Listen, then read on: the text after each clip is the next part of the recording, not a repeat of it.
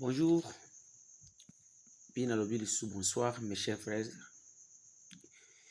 mes chers compatriotes congolais, Banamboka, Bisika Bozali, ou Bazan Afrique, Bazan Poto, na PSB Noban Sombote. De l'autre, Tozali Mokolo le 28 mars 2022. Naye vraiment avec un grand regret. Nazo Kende Kolobe la peau na ba farceur ou baza à la tête de la nation. Biso mususu tokoka kofinga te parce que éducation tozana karango te. Mais ceux qui élèvent vraiment, mon même bateau va finir dans la raison. Mes chers frères, au monde de l'Afrique, toujours dans la bitumba Ukraine, toujours dans la bitumba Ukraine na télévision, toujours mon ango neti blague, nde biso peto, donc tu vivra na bitumba oyo, bozo kolanda na est awa. Tout ce que vous avez reproché Kabila, bofinga Kabila, to sala makambo tupo na Kabila, lelo est comme Félix ni moto azoko lobango. Mais et puis des Congolais qui se faisaient hier être des saints pour la kofinga Kabila, lelo bazoko soutenir de bêtises aux zoko likana kati ya est ya mboka. Tant Félix azalaka nommé par Hippolyte Kanambe alias Joseph Kabila, Félix tolobaka te afanda parce que tobanda koluka nani ko remplacer Kanambe. Tobanda ko incriminer Kanambe, c'était un Rwandais. Il collabore avec ses frères au détriment de nous les Congolais. Zokande Félix aza farceur numéro 1 et notre idiot numéro 1. Il y a République Nabiso Awa. Vraiment, vous allez m'excuser au terme que je vais utiliser parce que ça nous choque. Ça nous choque trop, c'est trop. Tant Félix a les cas, après avoir Rwanda, qu'on persécuté Bisso dès 96 jusqu'à nos jours. Félix a bien Kabila Rwandais. Bato IDPS bayemba papa na yetu yebite, mama na yetu yebite, zokaza Rwandais. Bato IDPS balakisa biso ke Kagame aza diable. Et bien sûr Kagame c'est un diable. Que ata moto moko te akoki kokende kosala ke nazoluka diplomatie na diable. Yo kokende koluka diplomatie na démon ndenge.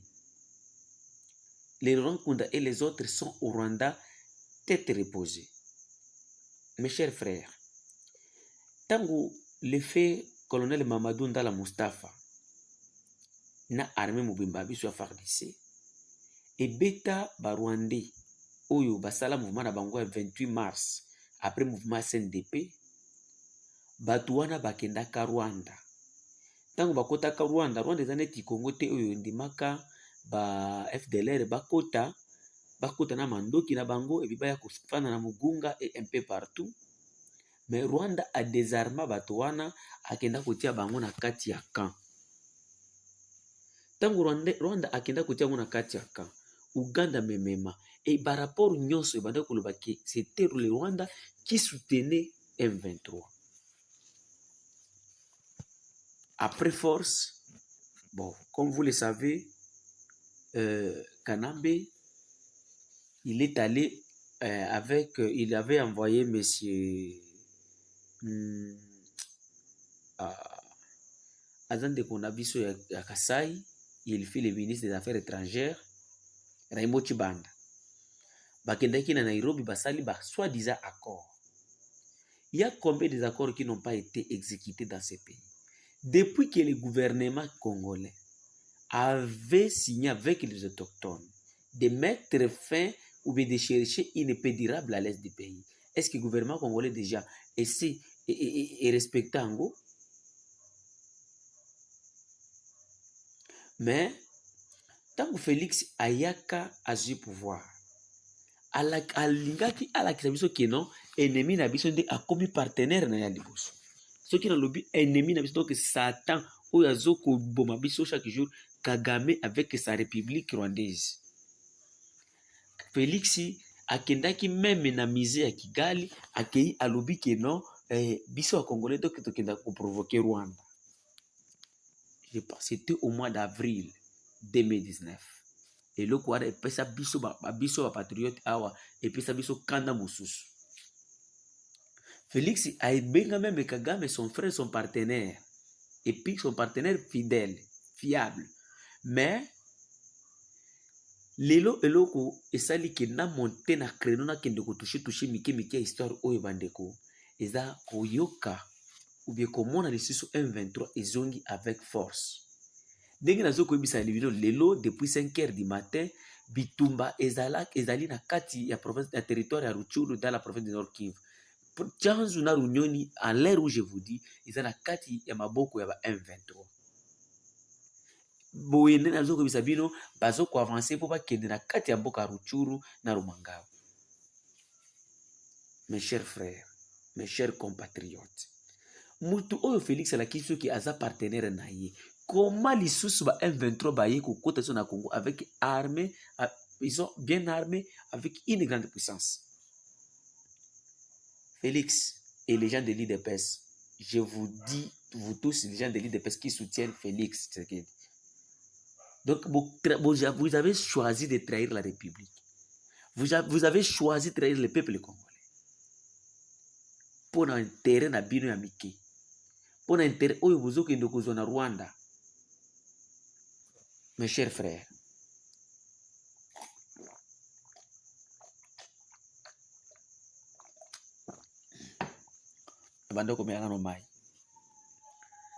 mes chers frères,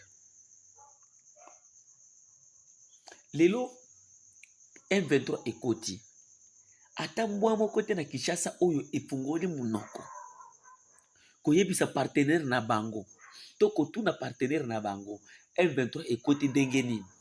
Après bolingi bolakisa biso ke il est tenté de faire la diplomatie. Bête que vous êtes. Semaine mobimba oyo du lundi jusqu'hier au 26 hier au 26 juillet 2020, le 28 mars 2022. Ba Burundi bazokota. Tant président Burundi azalaki na kati ya Kinshasa, bayibisaka biso ke ils vont faire une brigade pour traquer les groupes armés. Mais président Burundi azokota toujours milice na ye wana yebonela kure bazomata.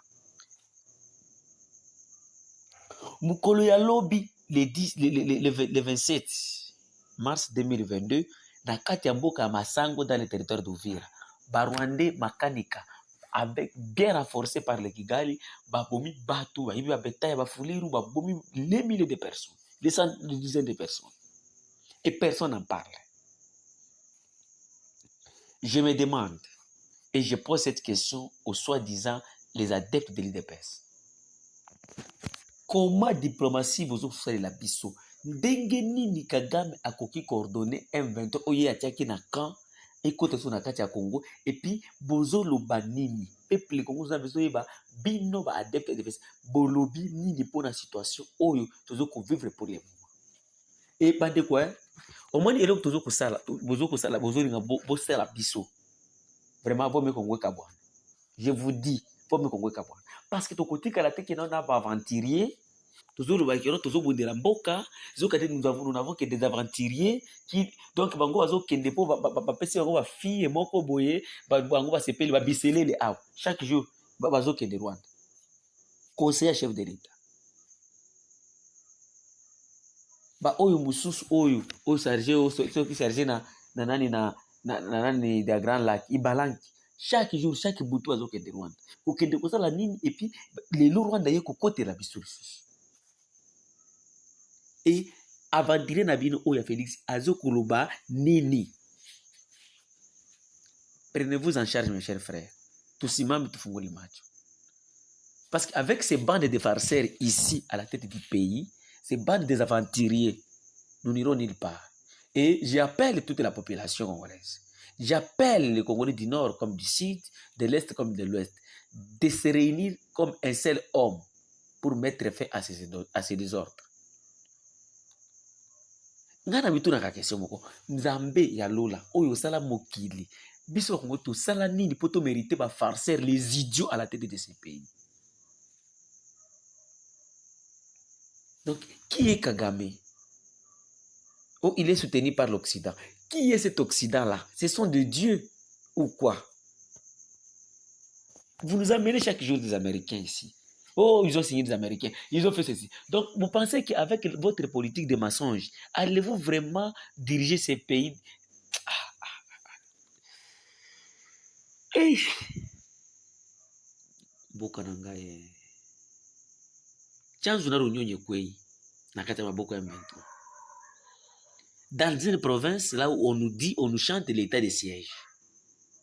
Dans une province là où on nous dit que non, ils ont mis l'état de siège pour traquer les groupes armés. Il y a encore la naissance ou bien la rentrée en force des soi-disant M23. Lobi bandeko tolobaki patron M23 Kabila.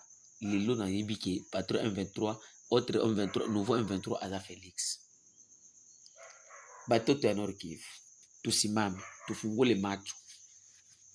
Tusipojitetea hatutaenda fasi. Tujitetee, tujipiganie.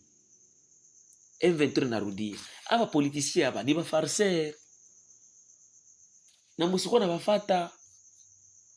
Mujiorganize, muache hivi vitu ya kuwa nasema huko deko nini, twende tuwe bandugu yetu. Tujiorganize, tujiteteye. Hii pays wakisha tunyanganya nayo, hatuna kwenye tutaenda. Le Rwandais banajikamata kama bamungu. Eske si wakungula tuna nguvu? Hiyo tisinuka kuzaraulisha jeshi. Banatuambia kuko etat de siège. Hii etat de siège yenyewe hatuoni maana yake, kama M23 tena inapita tena inajiorganize bandeko tuzo mituna boibisa kibiso etat de siège. Comment lisusu M23 et se réorganiser na kati ya mboka là où il y a le donc un service ya renseignement ya Congo yango ça la kate. Avec pourquoi vous faites des conseils des ministres, hein? Nini bozo pesa na kati ya conseil des ministres wana chaque samedi ko déranger biso na ba RTNC Pamba. Tosombi na biso banani na biso babuke na biso ya télévision et comme conseil des ministres ba dérangement kaka Pamba kati ya matoi na biso. Ya ngana na ndaka sur RTNC parce que j'ai réalisé que non, à Kinshasa, à la tête du pays, il n'y a que des farceurs. Au Parlement de Touroubaté et comme il temple la corruption. Kagame, votre ami, vient de nous attaquer encore, vous les gens de l'IDPS. Nous voulons que vous puissiez nous expliquer qu'est-ce qui se passe réellement. Vous avez choisi aussi de nous tuer comme PPRD l'avait fait. Donc, vous voulez nous faire que... Donc, pour le moment, nous vivons l'enfer dans notre propre pays. Et vous nous exigez de payer les taxes. Mes chers frères, je voulais seulement venir vous dire que l'M23, ils sont bel et bien là-bas. Ils ont contrôlé Tchanzu aujourd'hui. Mais j'aimerais seulement vous dire que nous serons toujours là pour défendre notre patrie. Le Congo, c'est pour les Congolais et le Rwanda, c'est pour les Rwandais. C'est votre frère, la voix du Kivu, la voix des sans-voix, toujours au service du peuple. Seulement, je voulais aussi vous rappeler que hier, à Massango, il y a eu des massacres dans Makanika, le Rwandais. Ils ont massacré la population et ils ont pillé les bétails.